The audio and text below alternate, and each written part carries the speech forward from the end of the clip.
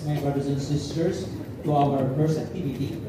So maybe call on Brother Jujumba to facilitate the first activity in relevance with the talk of Brother Arman Bibiga. Amen.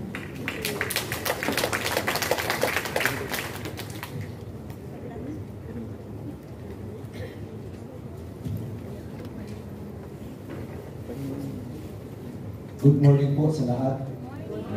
Good morning, brother. Tulog na mga yung nakiyawas ka tayo. Tulog na po ba kayo? Hindi! Kalibitin mo ang katabi mo. At sabihin mo, tulog ka na ba? Tulog ka na ba? Gising. Amen. So, sa araw po ito, tayo po ituloy na pinagpala ng Diyos. Amen? Amen! Yung mga pinagpala ng Diyos ito sa kamay. Amen. Purihin po natin ang ating Panginoon Jesucristo. Hallelujah. Glory to God. Lord to Christ Jesus. So, nawa po, doon sa maikling oras ng ating kapatid, Brother Arman Bibiga, ito po ay tumuloy po sa ating puso, sa ating isipan, at sa ating pong pagkatao. Amen? Naglalabas tayo sa bulwangang ito na tayong lahat ay tagumpay. Amen! Amen? Kaya sabihin mo sa katabi mo, tagumpay ka na. Tagumpay ka na. Amen? Sabihin mo, pinagpala ka ng Diyos. Pinagpala ka ng Diyos. Amen. So sa umaga po ito mga kapatid at kaibigan ng Kristo, meron po tayong gagawin yung unang activities po ng ating gagawin. Ito po ay pinamagitan po nating miracle seeds of spirituality. Amen. Himala ng binhi ng spiritualidad. Amen. So magkakaroon po tayo ng 5 grupo. Tutulungan po na tayo ng ating mga kapatid, Brother Melvin.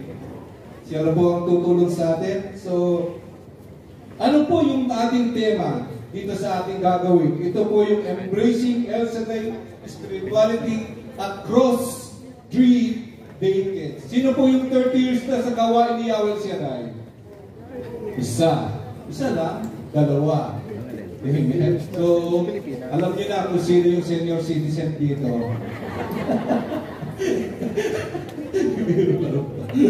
So, ito po yung gagawin natin. Ano po yung purpose po ng ating gagawin, mga kapatid at kaibigan ni Kristo?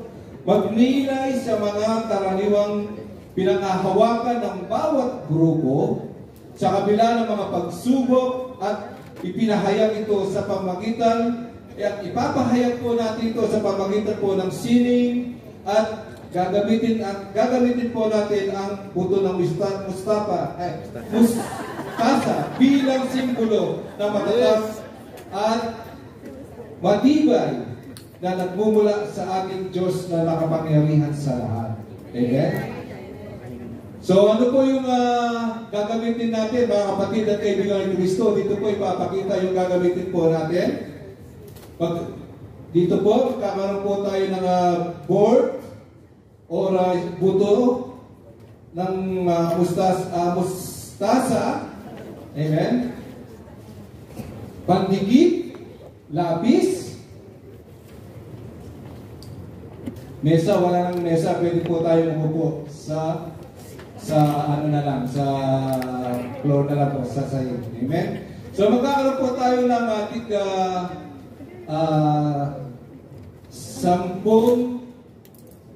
5 grupo po. Bawat grupo ay tig-10 po. Volunteer po. Unahin na natin pala yung ating mga delegates. Yung galing third country. From Qatar. Qatar po. Lahat ng taga-Qatar. 10. Oman. Kuwait. Sige na, bilis na. 10. Jordan. Dali na. Parang gagawin. Dali na ba? Sumamaha. Ayan, kaya niya yun na yan. Kasi nagkaroon ng confusion doon sa ano. Pwede po kayong pumpulang, pwede po kumuha doon sa mga kapatiran natin. pwede po natin ipitin yung mga kapatid natin from Philippines. Pumunta daw sila doon sa ano. Yung po from Philippines, pwede po dito kayo sa ano? Pinuntahan nila Sa Jordan po, sa Jordan. Yan. Iba pala yung Doon sa Pilipinas po, yung mga kapatid natin galing Philippines. parang kaya nung wala pa Kompleto na po ba? kinausap ko. Sabi ko ba kung ano, sabi ko yun. Ayun, tamang ba, meron silang isang kapatiran. Tinawagan mo. Ayun nga, kaya nga tinanong kita kung ano yung exact kung ano yun. Diba? Jigsa 10 po kada grupo. Kasi pag nakalabas kami, Jigsa 10. communication.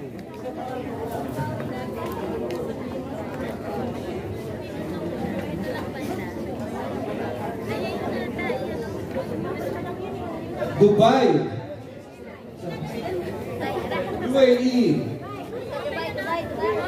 UAE. 10 po, 10. Sige po, bilisan po kasi bibit lang po yung ating oras.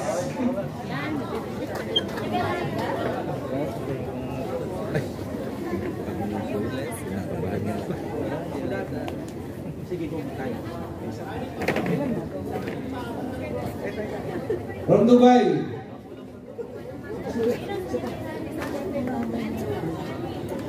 Dubai, kami po ng taga Dubai, UAE.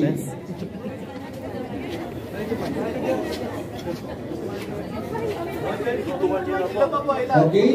So makinig po ng bawat grupo. Please makinig po. So ang gagawin po natin, maglaan po tayo ng sandali upang pag-usapan o pag-isipin at pagnilayan ang espiritualidad ng El Shaddai na ating niyakap. Amen? Isipin ang isang simbolo o salita na kumakatawan sa pinakamahalagang bagay na pinangahawakan ng inyong grupo mula sa El Shaddai spirituality. Amen? So, ano pong gagawin? Ayan po, nandito na pala. Pwede po tayong, depende po sa inyo kung ano pong gusto nyong gawin. Pwede kayong gumawa ng art, pwede kayong gumawa ng isang salita, or simbolo, gamit po yung lapis, may lapis. And then, kapag ka po, nakapag-create na po tayo doon sa pinag-drawingan, idikit po natin yung buto ng mustasa. Amen? Maliwanag po. Maliwanag po. After po matapos, kung sino po yung unang matapos, itaas po yung ating ginawa. At ipapaliwanag po natin kung bakit po yan yung ating ginawa. Amen? Sa pamagitan po ng faith, love, and unity. Amen? So mamimili po kayo. Depende po sa inyo. Pag-usapan nyo po. 1, 2, 3, go. Wala pong maingay. Pagnilayan lang po kung ano po yung gusto nyo gawin. Drawing o isang salita, nasa inyo po yun. Dito po, using the pencil like this.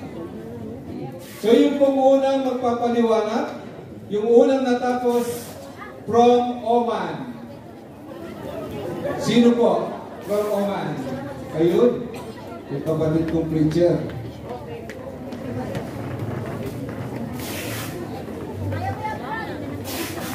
Magandang umaga po. Ito po yung aming drawing. Kung mapapansin po ninyo yung nasa ilalim, yan po ay Word of God. So ibig sabihin, ang ugat ng lahat ng bagay ay ang salita ng Diyos. At sa salita ng Diyos, ito po yung isang puno. Sa salita ng Diyos tayo lumalago. Lumalago tayo sa pag-ibig, at kung mapapansin nyo, mga puso ay connected. So lumalago sa pag-ibig na nagkakaroon.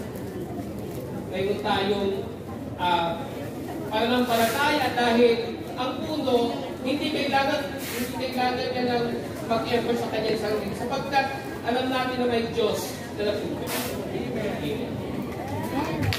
Salamat po, Brother Dindo from Oman. Then yung pangalawa po from Jordan and Philippines. Sino po yung paliwanag?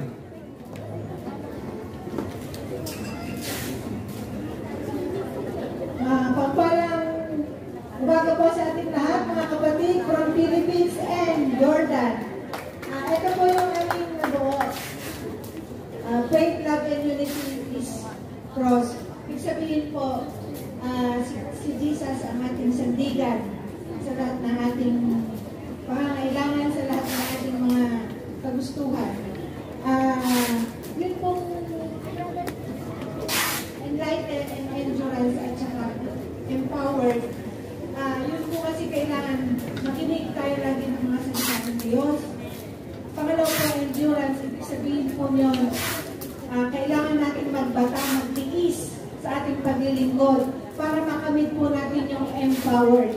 At yun po yung kapangyarihan ng Diyos na ating sinasandalan na si Yahweh Shaddai. So, lahat po ba empowered na ng Holy Spirit? Amen. So, yung pangatlo po, yung ating mga kapatid from Qatar. From Qatar po, sino po yung magpapaliwanag?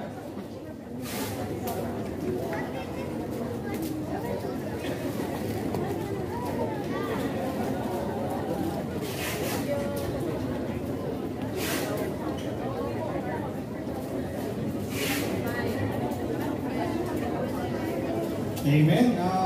Kami po sa Bansang Qatar ay nakabuo po ng isang konsepto na kung saan ipinapakita po dito yung ating faith, love, and unity. Mapapansin niyo po sa ating ginawang design na iba't iba po ang mga panggatong which symbolizes each and every one of us na through our unity na sa kumakitan po ng ating pagkakaisa, kagaya ng sinasabi ko sa Bible, dito sa Acts, na kung saan huwag daw po natin kakaligtaan ng pakikipag-isa sa gawain ng Panginoon. At sa pumagitan ng ating pagkakaisa, tayo po ay natututong magmahal sa bawat isa at napapatibay ang ating pagkakaisa.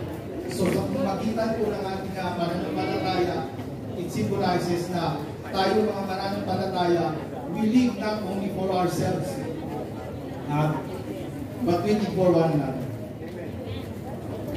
Okay, salamat, Brother Jimmy from Qatar. Then next, from Kuwait, chapter. Dami, isa lang. At, okay, extra. Okay. Unity. Okay.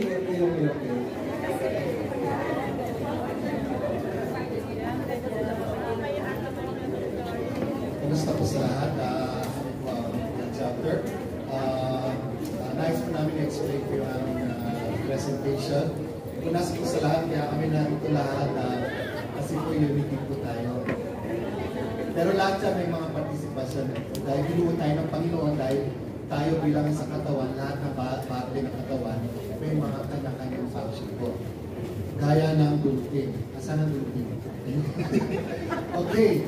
Ang dulting po ay sinisimulo ng paghahati po ng mabuti at masama. Katulad ng lapis. Asan yung lapis? Itaas ko yung lapis. Ayun si lapis.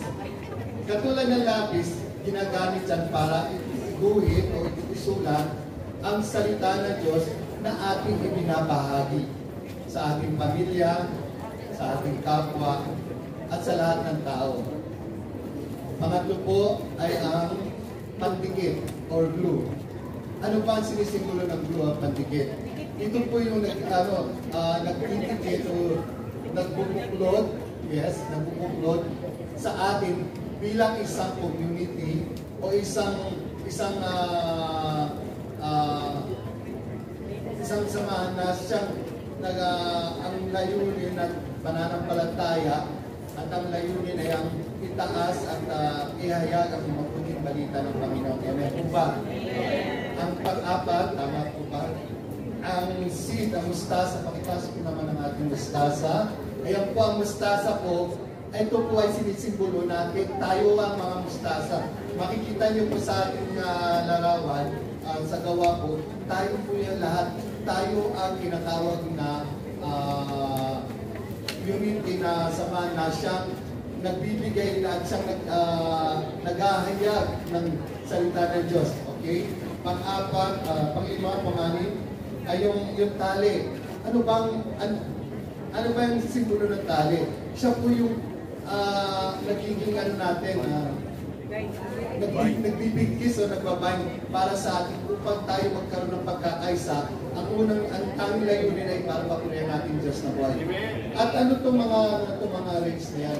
Yan yung sinag ng Panginoon, liwanag, upang tayo magkabayan para magampanan natin ang inuutos sa atin na kumayon at ihayag ang salita ng Diyos. Ito po, ano po ba kung sinisimbolo ng board? Ang sinisimbolo ng board, yan ang mundo na ating kinalagagalawan. At hindi lang, ibig sabihin yan, hindi lang tayo sa isang lugar, kundi sa buong kalawatan. Buong mundo, ang utos ng Panginoon, humayo kayo ihayag, ipamahagi, ipamalita ang salita ng Diyos. At yung stick po, bakit po merong stick na pakaliwat kanan, merong stick na mula sa baba, horizontal at vertical, yung po nagsisimulo ng yung kaliwat kanan, yung pag-embrace, walang pinipili, walang mabutit, mayaman, mahirap, mabutit, masama, lahat tayo niyayakap ng Panginoon. At ang huli po sa lahat, yung stick na patungo, yung vertical, pataas. Ito po yung ating faith na yung pagyakap natin sa kanila na inaakay natin sila patungo sa Panginoon. So ito po yung aming presentation. Pasensya na po na pinakabala. Salamat po, Yahweh. Pinarabahan ko po dyan, sobre yung oras mo. Okay, yung pinakalas yung pang-taga UAE. Praise the Lord.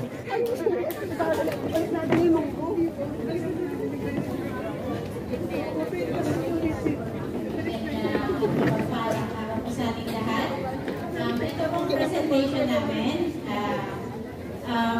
Lahat po kami dito nag-isip or nag-contribute kung ano ang gagawin sa aming presentation. So lahat may nag-drawing, si Sir, may nakaisip na maglagay ng stick na to, ng mayor, lahat kami, kumala or mag-isip.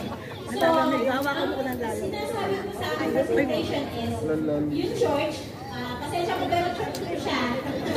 Pasensyahan niyo na po, talagang church ko siya. Amen! Sinisimbolize ko ng dalawang kamay is from church ang ating pinaka-head ng ating community. So lahat po nangyayari mula sa church. So, marami siyang nagagawa through our group, our church. Marami siyang nagagawa. Nag-unite na ang mga tao.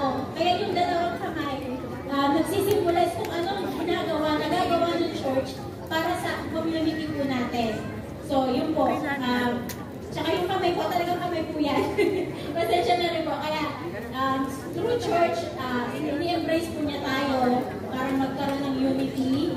At syempre tayo, mga tao, ini-embrace din natin ng church, ang ating religion, to unite para sa ating Diyos na Yahweh. And through Jesus Christ, our Lord. Amen. Amen.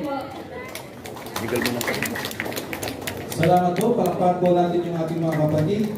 So, sa munting simbolo po na nakagawa po kayo ng faith, love, and unity. Amen? Amen. So, ito po isang paalala sa bawat isa na napaka-importante po ng pananampalataya, pag-ibig at pagkakaisa. Kasi kung wala po tayong pagkakaisa, wala po tayo lahat dito sa bulwagan ito. Amen.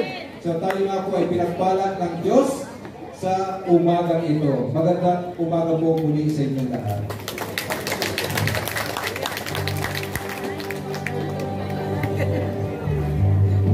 Amen. Praise the Lord. Ngayon naman nga po, binahagi ng bawat grupo. Naman ganito po, Brother Erwin, napaka-inspiring at napaka-ganda po ng mensahe ng ating pong unang topic. Sabi nga po, don't just admire faith, love, and unity. But bilang mga ni Korea El Shaddai, we have to Hindi, ano niya to? embrace it. Regalo. Amen. Indeed, Sister Jerry. And at this moment of time, we would like to acknowledge the presence of our beloved Father, Father Sandy Declaro. Uy, naku, tinawag. So, let's give him a